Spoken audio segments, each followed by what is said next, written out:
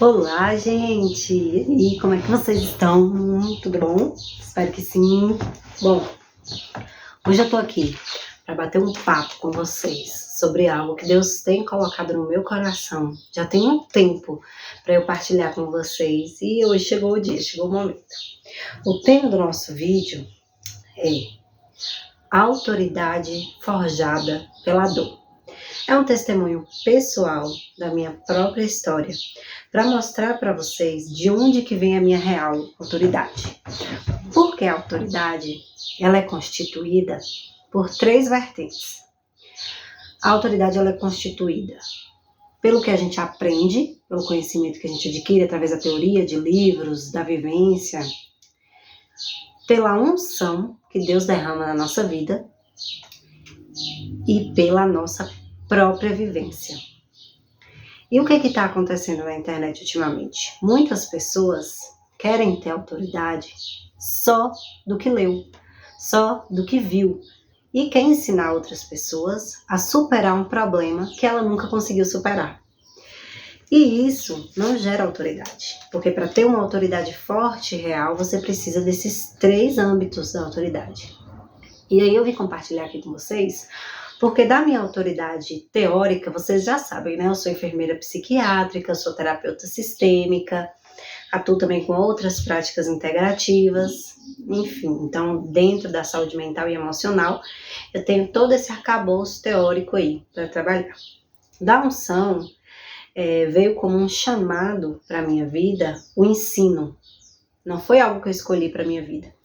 Para minha vida, eu escolhi ser empreendedora. Eu achei que, com as minhas práticas integrativas e complementares em saúde, eu ia trabalhar empreendendo, cuidando das pessoas e só. Mas não, veio chamado para o ensino, um chamado muito forte. E aí, hoje, eu trabalho bastante através da educação em saúde. E a vivência, aí é que eu vou contar para vocês o meu testemunho, porque a minha prática foi realmente forjada na dor.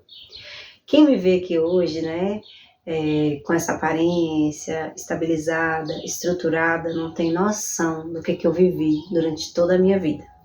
E para contar para vocês esse testemunho, essa história de... Gente, eu vou contar assim, muitas coisas difíceis que aconteceram comigo, mas essa história não é de dor, é uma história, na verdade, de superação. E vocês fiquem até o final do vídeo, curta já aí para dar uma forcinha aqui no canal, que eu vou contar para vocês como que aconteceu essa superação, que é a parte mais interessante e vai ficar lá no finalzinho.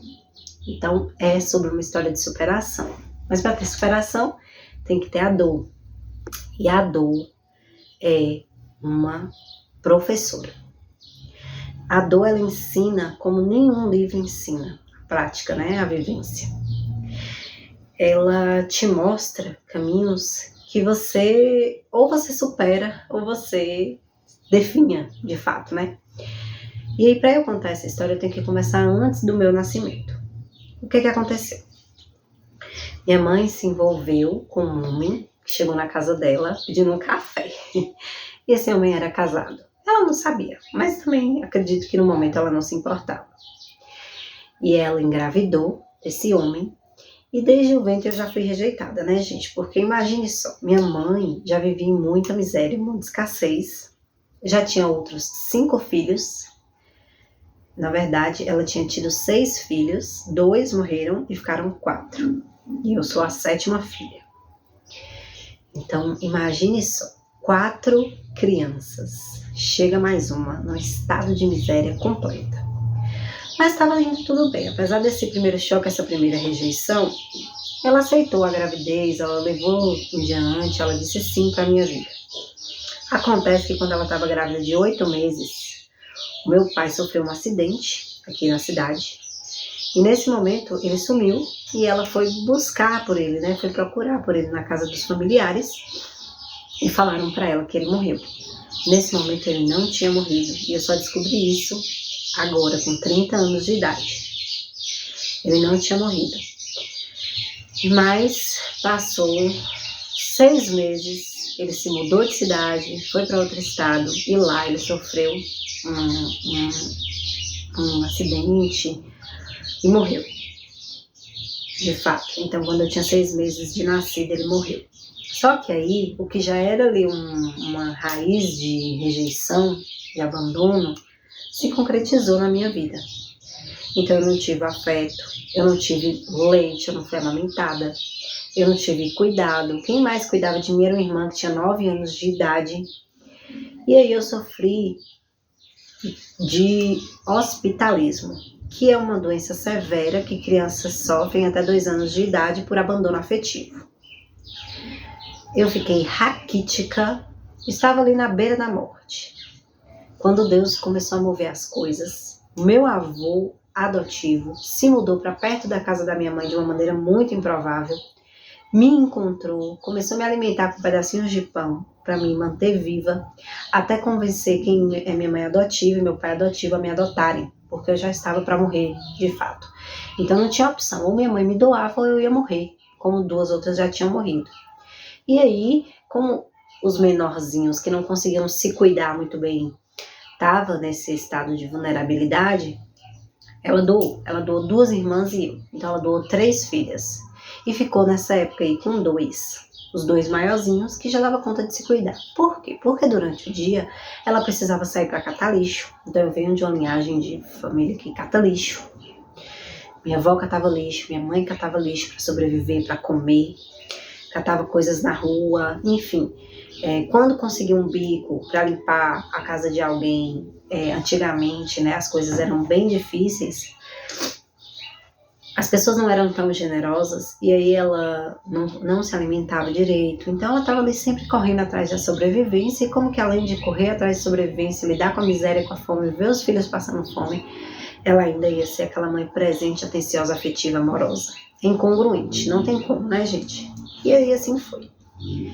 Aí com 9 meses de idade, eu parecia que tinha ali uns 2 meses, não tinha me desenvolvido absolutamente nada, era raquítica, eu estava quase morrendo, fui adotada. Foi quando eu conheci de fato assim um afeto, né? Minha mãe adotiva, meu pai adotivo começaram a me dar afeto, carinho, eu comecei a me desenvolver, alimentação adequada, enfim, amor, né? Todo cuidado. E aí eu superei essa fase, esse momento. Passei minha infância toda tranquila, cuidada, né? Minha família era de classe média, então nós não tínhamos grandes luxos, mas nunca faltou nada dentro de casa, né? Meu pai sempre proveu tudo que a gente necessitava. E eu passei por cima. Durante toda a minha infância, minha mãe me levava para eu visitar minha família adotiva. E houve um momento que eu não quis mais ir, porque eu via meus irmãos em muito sofrimento e eu não aguentava partilhar com eles aquela dor de perceber que eu estava bem e eles não.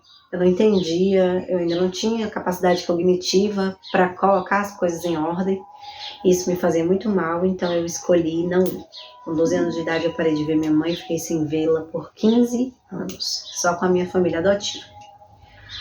E eu achei que estava tudo bem, gente. Eu achei que isso não tinha me gerado sequelas, que eu estava ótima, que eu era uma pessoa 100% ativa, normal. Estava ótima. Até que veio a minha primeira crise depressiva. E aí eu ensino bastante no Método ED para vocês, e o Método ED é o meu curso de desenvolvimento emocional.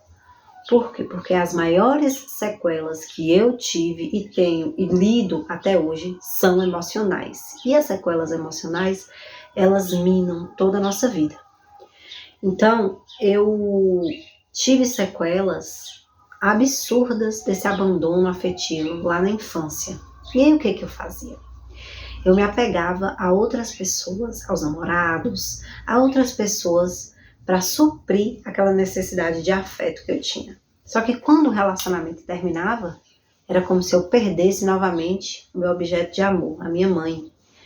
E aí eu caía de novo em uma depressão, porque o hospitalismo que eu tive lá na primeira infância, ele é como se fosse uma depressão também, onde a pessoa fica tão depressiva que não, o bebê no caso, não come, não bebe, nada, fica ali apático. Com 15 anos de idade, aconteceu a mesma coisa. Eu ensino no Método ED a teoria do apego, para você entender qual tipo de apego que você desenvolveu durante sua infância, porque esse tipo de apego, ele vai reverberar na forma como você se relaciona hoje. Então, eu sou muito ansiosa, eu não espero a pessoa, eu não dou espaço para a pessoa. Tudo isso pode acontecer porque lá na sua infância você teve um tipo de apego disfuncional que hoje rege seus padrões de relacionamento. Comigo foi assim. Então, toda vez que eu perdia a pessoa que eu me apegava, era como se o meu chão caísse. Com 15 anos de idade, eu perdi um namorado que era muito querido para mim. Na verdade, eu não cheguei nem a perder. Percebi que eu estava começando a perder.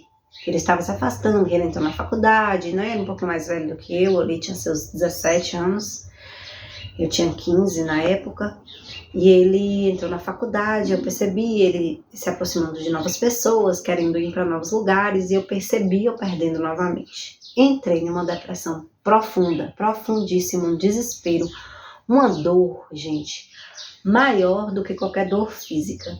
E aí é onde vem a pessoa que se machuca, a pessoa que tenta suicídio, como eu tentei com 15 anos de idade, ela não quer acabar com a própria vida, ela quer acabar com aquela dor desesperadora e incapacitante. E assim foi.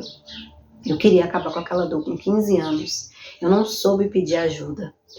E aí eu acabei tentando contra a minha própria vida. Como eu não queria, de fato, acabar com a minha vida, eu pedi ajuda depois de ter tentado. E aí fui pro hospital, né? Fiz os procedimentos e tal. Conseguiu reverter. Mas naquela época não se falava de apoio psicológico. Então passou, ficou por isso. Engraçado que naquela época eu tive um impulso de procurar minha mãe, saber onde ela estava. Cheguei aí no bairro onde ela morava, mas não a encontrei. Ela tinha mudado, não sei se de bairro ou de cidade, na época, mas eu não conseguia encontrar. E aí pronto, passaram-se mais alguns anos, né? Superei sozinha mesmo, sem apoio psíquico, e hoje eu falo para vocês, não façam isso, busquem ajuda terapêutica psíquica, enfim, não tentem lidar com suas questões emocionais sozinho, sem ferramentas, porque é muito, muito, muito difícil. E a gente acha que tá tudo bem, a gente engole aquele sapo ali, mas na verdade a gente está colocando para debaixo do tapete e isso está virando um processo de adoecimento. E foi o que estava acontecendo comigo. E esse adoecimento ele é silencioso, até a bomba estourar lá na frente. Então tá, superei, fui fazer meu ensino médio, comecei a empreender, vendia meus brigadeiros com morango, fazia panfletagem no sinal, se tivesse um evento de divulgação eu fazia no supermercado, uma ação, fora, enfim, né? Dava meus corres todos, fui viver minha vida. Terminei o ensino médio, terminei com esse namorado também, nessa época, logo depois de ter superado um pouco essa questão emocional. E aí, quando foi em 2010, gente, eu era uma pessoa extremamente codependente emocional. Eu sou uma codependente emocional em tratamento. E eu não conseguia ficar sozinha. Então, uma das coisas que acontecia era isso. Eu saía de um relacionamento e entrava no outro. Saía de um relacionamento e entrava no outro. Eu nem gostava de ficar muito sozinha. Porque se eu estivesse sozinha, solteira, era muito pior. Porque daí eu me envolvi com diversas pessoas. Enfim, fazia tudo errado. Por quê? Porque eu queria sempre tapar aquela carência, aquele afeto que eu não recebi lá no começo da minha vida. Que por mais que os meus pais adotivos tenham me dado, tenham cuidado, tenham feito tudo, mas era uma lacuna que eles não tinham condições de preencher, que só o pai ou a mãe que pode preencher, ou a gente mesma, depois de adulta, e buscando auxílio espiritual. Que é muito importante, eu vou falar para vocês mais sobre isso no final. Aí nessa época, né, 2010, que eu já estava para me formar no ensino médio, eu conheci outra pessoa, outro namorado, e aí, e assim, né, gente, sempre de galho em galho, como diz. Colocando toda a minha expectativa de afeto naquela pessoa, acabava sufocando a pessoa, agia de maneira descontrolada emocionalmente, enfim, tinha até traços de borderline, que era aquele desespero, aquele amor desesperado, parece que eu ia morrer se aquela pessoa não me amasse. Aí foi indo. Eu terminei também com esse namorado, que foi uma coisa um momento bem difícil, bem traumático. E todas essas feridas, gente, sempre permeavam a minha vida. Eu nunca conseguia me envolver profundamente com as pessoas. Sempre com o pé atrás, sempre com desconfiança, enfim. Aí eu tava fazendo cursinho pré-vestibular e tudo mais. Conheci o que hoje é o meu atual marido. E ele era dependente. Então pensa aí, juntou a codependente com o dependente. O que formou? O casal da confusão perfeita. Porque parece perfeito no começo, mas na verdade a faísca da confusão. E aí ele, além de tudo, ele era dependente químico. Então isso era muito complicado, porque ele acabou me inserindo também nesse mundo. Eu conheci as drogas, todas elas, gente. Acho que não tem nenhuma droga que eu não conheci. E aí o que eu tenho para falar para os jovens assim é cuidado com quem vocês se envolvem, cuidado com o que essas pessoas te convidam. Eu costumo dizer que as drogas elas não são ruins, porque se fosse ruim não te prendia tanto, não no primeiro momento. Então ela vai te levar a ter uma sensação boa no primeiro momento, mas depois, lá na frente, nada mais vai te dar aquela sensação. E a depressão vai ser tão profunda, muito pior do que a gente tinha antes. E aí, para tentar não perder esse parceiro, para tentar agradar ele, eu fui me levando junto, né? Nessa vida de festas e tudo mais. Só que o nosso relacionamento sempre foi muito conturbado, por conta da questão da dependência e da codependência emocional. Um sempre tentando agradar o outro. Tem até uma aula aí falando sobre dependência e codependência emocional. Essa aula faz parte do método ED, faz parte do que eu vivi, faz parte também do que eu consegui superar, graças a Deus. E hoje eu compartilho com vocês. Então, tudo que eu tô falando aqui, gente, criou questões emocionais que eu tive que trabalhar no meu processo de cura para hoje conseguir partilhar com vocês este caminho, por onde é que a gente vai para se curar. E aí, nosso relacionamento muito conturbado, a gente se separou por 2 anos e nesses 2 anos ele se afundou muito e eu recebi um sonho mesmo, que eu tinha que me reaproximar dele e tudo mais, para ajudar numa questão, como se fosse uma ligação muito forte entre eu e ele. E por mais que ele estivesse muito mal, eu não conseguia ver na minha codependência, eu não via isso. E eu sempre queria ajudar. Então o que acontece com o codependente? Ele aprendeu que para ele ser amado, ele tem que servir. E ele não é amado pelo que ele é. Eu não me sentia amado pelo que eu sou, mas sim pelo que eu servia. Então eu me sentia amada pelo que eu servia, não pelo que eu era. E aí eu me colocava em todas as situações para tentar agradar tudo e todos e não conseguia me agradar. Não conseguia impor limites saudáveis, não conseguia entender por que eu era assim, essa empatia que chegava a ser doentia de passar a outra pessoa sempre em primeiro lugar e nunca olhar para mim e para minha vida. E aí passou, ele superou, ele buscou o NA, que assim, gente, eu super indico o método do NA, porque para quem é dependente, né, químico, ou para quem tem dependência de álcool, porque eles conseguem falar lá essa questão emocional, essa questão de programação de uma forma muito simples, que qualquer pessoa consegue entender e seguir o programa. E para ele foi essencial. Aí fui indo, né, batalhando, me formei na Federal, daqui da minha cidade. Eu até fui para Ilhéus, que eu comecei a fazer enfermagem na UESC, e morar lá, porque eu queria muito morar fora, muito morar na praia.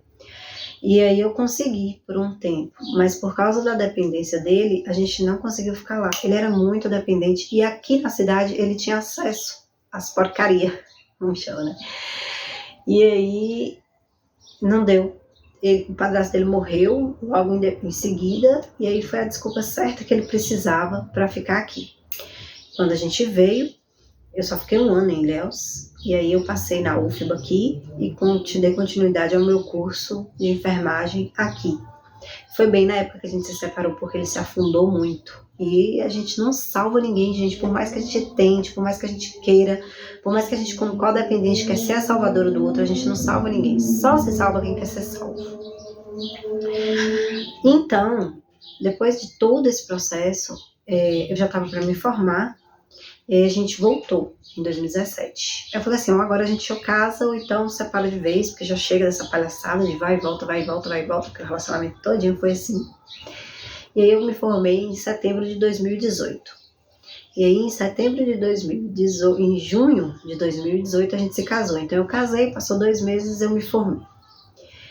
E aí ele tinha uma terra aqui perto e eu, em vez de me estruturar aqui na cidade e trabalhar, né, como todo mundo que forma enfermagem faz, eu dei a prioridade à minha família. Eu dei a prioridade a ele correr atrás do sustento da nossa família. E hoje eu entendo que isso é a ordem de Deus, porque Deus ele tem como ordem, primeiro, buscar ele, depois a família, depois o trabalho e depois o seu ministério, a forma como você vai servir. Então eu estava ali, né, colocando as coisas em ordem na minha vida. Só que o que aconteceu? Em 2018, logo depois que eu formei, um mês depois, quando a gente estava morando já nessa fazenda e tudo mais, eu engravidei. E aí, eu não sabia que eu estava grávida. Ele me chamou para montar a cavalo. Eu fui montar. E sem saber que eu estava grávida e montando tudo errado, sela folgada, eu com um vestido que assustou o cavalo, sem nenhum respeito ali também pelo animal e tudo mais. O cavalo, que tem sua sabedoria, né? Os animais, ele tem sua sabedoria, ele empinou para eu descer. Ele não queria me derrubar, ele não queria me atacar, me fazer mal, mas com isso ele acabou, quando desceu, pisou no meu pé. E aí, gente, foi algo horrível, porque além de eu ter perdido o bebê por conta, né, do acidente em si, dos medicamentos que eu tive que tomar, do raio-x que eu fiz, que inclusive nem era pra mim fazer, porque eu cheguei no hospital, falei que eu tava grávida e ninguém acreditou, olhou pra minha cara e falou, não, você não tá grávida não. E já foi o suficiente pra descartar essa gravidez e me mandar pro raio-x e fazer condutas que não faria se eu tivesse confirmado, né, essa gravidez. E eu já tinha feito o teste e tinha dado baixo ainda, né, o número do beta-HCG, do hormônio da gravidez, mas estava lá, tinha um tracinho fininho e tinha o hormônio, estava grávida. E aí, eu sofri esse acidente, eu perdi esse bebê, logo assim que eu fui morar lá, fiquei 3 meses sem poder andar direito, meu pé abriu uma ferida enorme. E nisso eu já tinha perdido outro bebê lá em 2012, no início da minha jornada, né, de faculdade e tudo mais, sem nem me dar conta, fui me dar conta disso depois. E tudo isso já era sintomas das questões emocionais que estavam reprimidas, que eu não estava querendo olhar. E tudo isso estava indo para onde? No meu útero. E formando uma doença que era a adenomiose. E por causa dessa adenomiose, eu não conseguia segurar o bebê. Então, no primeiro eu não segurei, no segundo já estava mais ou menos, ainda sofri o acidente, pronto. Perdi esse bebê. Passou um pouquinho de tempo, eu entrei numa depressão profunda, gente, profunda. E aí foi quando eu busquei a transformação, eu busquei a ajuda. E a ajuda, ela só veio a partir do dia que eu busquei a transformação. E aí eu fiz 2 coisas. Eu busquei o apoio espiritual, então eu comecei a frequentar a igreja a convite de uma amiga, que agradeço muito, inclusive até hoje, tá? Ela me chamou e me entregou profecias, né, de que eu ainda lembro até como se fosse hoje, eu tinha sido uma árvore cortada, mas ao cheiro das águas, Deus ia abençoar a minha vida. E aí eu tava num momento assim de muita tristeza, muita depressão, foi quando eu aceitei Jesus na minha vida. E aí, ao mesmo tempo, é por isso que eu falo, Deus, ele usa as ferramentas e as pessoas para te tirar do lugar onde você está. Ao mesmo tempo, uma outra conhecida me apresentou a constelação familiar sistêmica e eu fui. Lá na constelação eu descobri que essa questão emocional do abandono, da infância que eu contei para vocês, estava reverberando na adenomiose e em diversas outras questões da minha vida. Eu não estava conseguindo ser mãe porque eu não estava conseguindo me ligar com a minha mãe, aceitar a minha mãe e a energia da mãe, da maternidade, né? Só podia vir através da minha mãe biológica. Por mais que eu tivesse minha mãe adotiva, mas a biológica veio primeiro. E eu tinha que colocar tudo isso em ordem dentro de mim e não estava. Então Deus usou ali aquela ferramenta para me transformar, para eu ver o que precisava ser mudado. E a minha vida começou a mudar, gente, absurdamente. Mas quando começou a mudar, não ficou fácil, não. Por quê? Eu abri uma empresa de distribuição de alimentos orgânicos para voltar para a cidade. Comecei a atender com as terapias no consultório e fui convidada para ser preceptora de uma universidade aqui da cidade. É por isso que eu falo que a educação, ela veio como um chamado, não foi algo que eu busquei. Foi um chamado para realizar. E aí, no meio de tudo isso, né, minha vida dando aquele start, esse ano era o ano de 2019, o que acontece? Pandemia. Aí, tudo fechou, o emprego que eu tinha acabado de iniciar parou, as entregas continuaram, porém, enfrentando o risco, né, do contato com as pessoas, mas segui. Os atendimentos também pararam, porque tudo fechou realmente, vocês lembram, né, gente? Era contato zero, o mínimo possível. A única coisa que a gente continuou fazendo, porque precisava sobreviver, foram as entregas dos orgânicos. E aí, foi nesse momento que eu mudei para o digital. Eu saí mais do atendimento presencial e fui para o digital. Comecei a fazer o curso de constelação, porque a constelação tinha me ajudado bastante para atender online. E aí, o curso também já era online, porque antes da pandemia, esse curso só poderia ser feito lá em Belo Horizonte, aqui na minha cidade não tinha. Eu sou da Bahia, gente, eu sou de Vitória da Conquista, na Bahia, que já fica mais perto aqui de Minas. Mas não tinha esse curso. E aí, nesse momento, passou a ter. E aí, eu fiz. E aí, em 2020, eu engravidei da minha filha, a Ayla, que hoje está fazendo... Essa semana está fazendo 3 aninhos de idade. Aí, imagine só, foi outra questão, porque eu estava ali no meio de uma pandemia, passando por todo aquele estresse como todo mundo estava passando, e fiquei grávida, e veio os medos, as inseguranças, mas eu não podia deixar de trabalhar, então durante toda a minha gravidez eu trabalhei, exceto nas 12 primeiras semanas que eu fiz o máximo de repouso possível, e depois eu voltei a trabalhar. Quando eu estava mais ou menos com 6 meses, aí voltou, e aí eu voltei lá para Nassau, que eu estava dando aula, né, na preceptoria. Aí eu voltei para terminar os semestres com as turmas que eu tinha pegado, terminar os estágios, e o tempo todo fazendo as entregas e tudo mais, e desenvolvendo meu trabalho online também. E aí foi onde surgiu, né, a esperança do trabalho online. Comecei a fazer meus primeiros atendimentos, minha filha já tinha nascido, e aí, quando ela tinha 6 meses de idade, eu resolvi fechar a empresa de distribuição de alimentos, porque eu não tinha como dar mais conta dela e de todo o processo. E resolvi ficar só no online e desenvolver esse trabalho aqui com toda a minha alma, com toda a minha presença, com toda a minha estrutura. Então eu fechei tudo. Aí acontece que quando eu estava com 8 meses, gente, de gestação, que eu ainda estava lá na preceptoria, meu pai teve uma questão de hérnia, foi parar no hospital, então foi outro choque, outro susto que eu tomei. A hérnia dele estava assim, à beira de estourar, ele teve que passar por uma cirurgia, e eu tive que ir lá por questões de pequenas coisas que eu tive que enfrentar e resolver. Imagina, grávida no meio da pandemia em um hospital regional da cidade. Então foi situações muito fortes para mim. E aí, quando eu fui ter minha filha, foi uma cesárea de urgência, porque eu tive pré-eclâmpsia, para fechar tudo. Que também foi outra questão muito complicada, porque percebi que as coisas não estavam indo bem, que eu estava inchando além do normal, que eu estava me sentindo mal, agoniada, parece que minha pele ia explodir, assim. Aí eu fui no meu obstetra, e ele me deu um laudo falando que eu tinha que fazer uma cesárea até a segunda-feira. E ele me indicou que eu fosse para o hospital público, porque no hospital público tem UTI neonatal. A gente não sabe se a criança ia precisar, se ela ia precisar, mas por segurança ia ser interessante. Porque se não fosse isso, ele mesmo já ia fazer a cesárea minha ali de urgência naquele momento. Mas como ele não tinha certeza se ela estava bem desenvolvida ou não para precisar de uma incubadora, então ele me mandou pro hospital e falou que se até segunda-feira, isso era uma quinta, se até segunda-feira não fizesse, aí eu ia ter que intervir. Tinha dinheiro? Não tinha.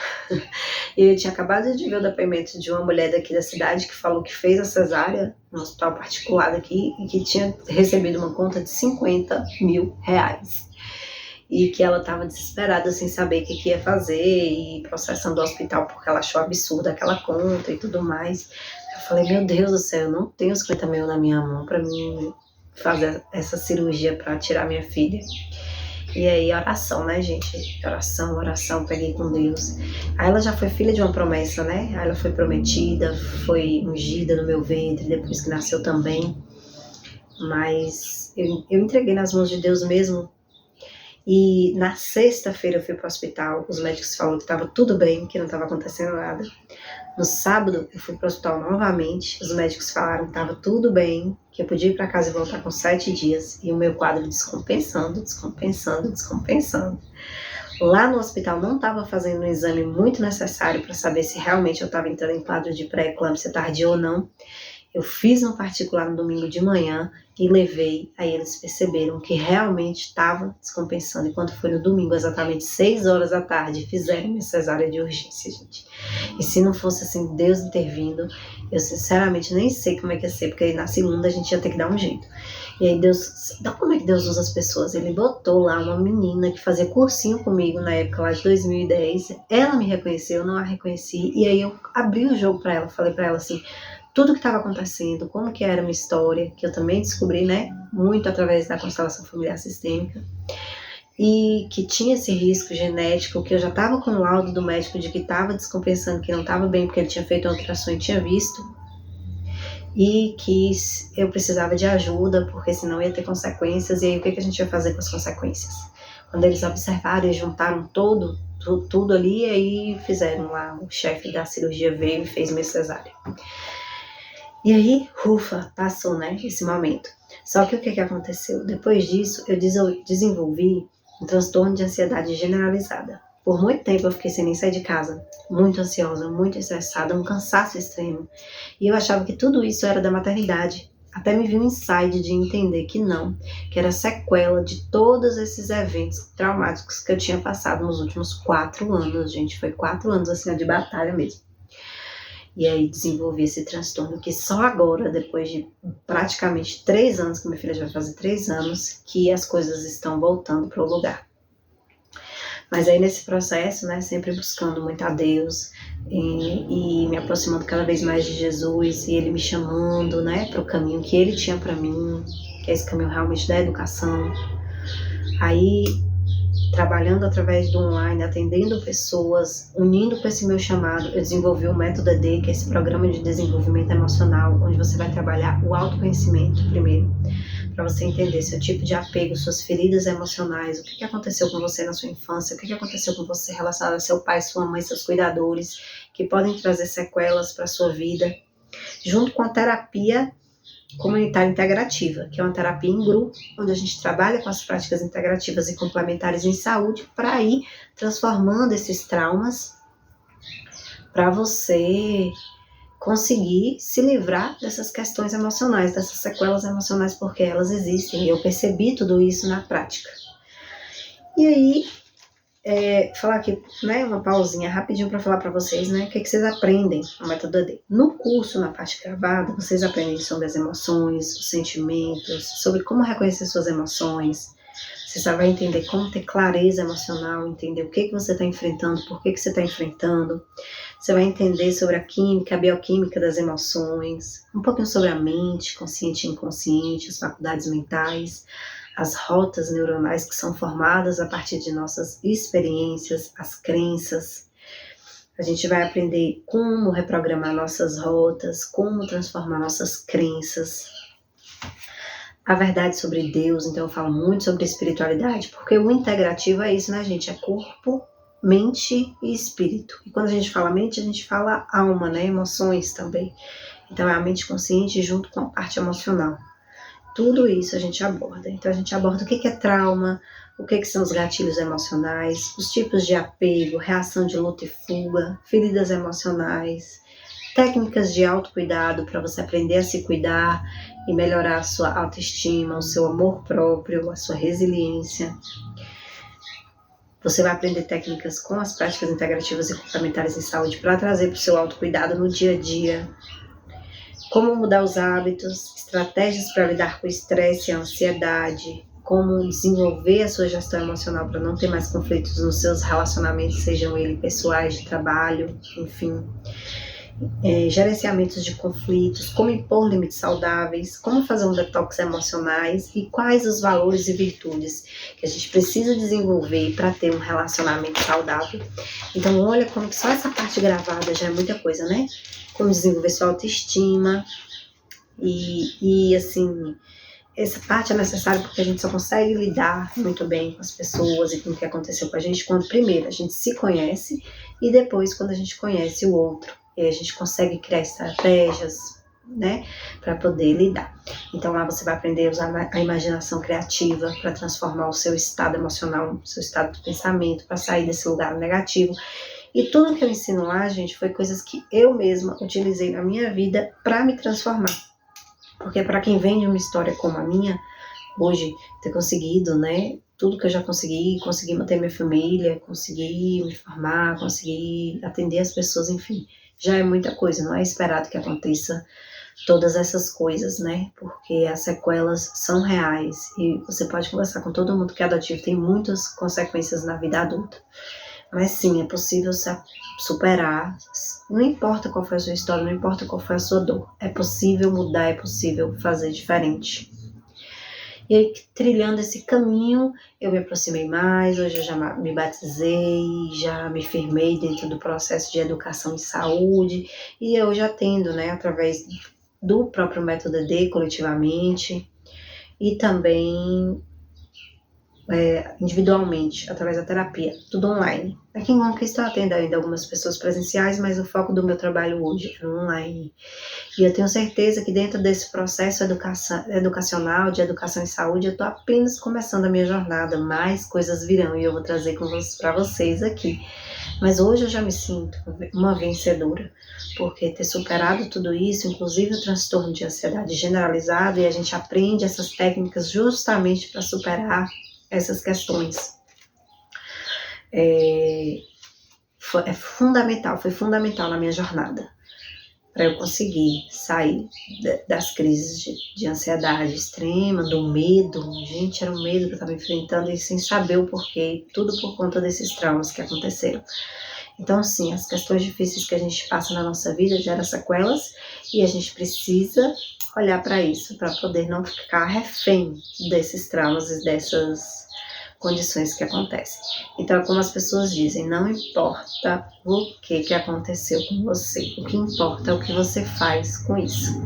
Então, o link do Método AD está aí no meu perfil. Se você quiser participar, vai ser uma alegria ter você conosco. Além disso, eu atendo no individual também. E é isso, gente, que eu senti de compartilhar hoje com vocês. A minha autoridade, ela vem sim da teoria e ela vem um pouco da unção também. Mas mais que tudo, vem da dor que eu fui forjada desde antes de nascer. E consegui ir superando essas questões emocionais para atingir objetivos e lugares melhores na minha vida. Então, convido vocês para conhecer o Método AD e para vir cuidar dessas questões emocionais comigo, através dessa prática e dessa experiência que eu tive de vida para hoje, apesar de aparentar pouca idade, tenho de fato pouca idade, 31 anos, mas já vivi muitas coisas que pessoas na vida toda nunca passaram, vou superar, tá bom? Então, se você chegou até aqui, parabéns e vamos juntos. Ainda vai ter nesse mês, quando você entra pro Método AD, tem uma parte lá gravada, que é esse curso de autoconhecimento que eu compartilhei aqui esses temas com vocês, que você pode ir consumindo conforme a sua disponibilidade. E mensalmente nós temos um encontro coletivo em grupo. O Método AD, gente, é um presente mesmo. É uma terapia, pode-se dizer, comunitária, porque R$ 9,90 por mês, paga o quê? Uma coxinha. É só para ter uma troca, porque a gente sabe que a gente precisa de uma troca, né? Nem que seja mínima, mas a gente precisa de uma troca. Então, é um presente mesmo, assim, que Deus colocou no meu coração para disponibilizar para vocês, tá? Então, se quiser marcar, tenho vergonha mais de participar em grupo, ótimo, marca individual. Mas é isso, fica o meu convite e até o próximo vídeo. Beijão!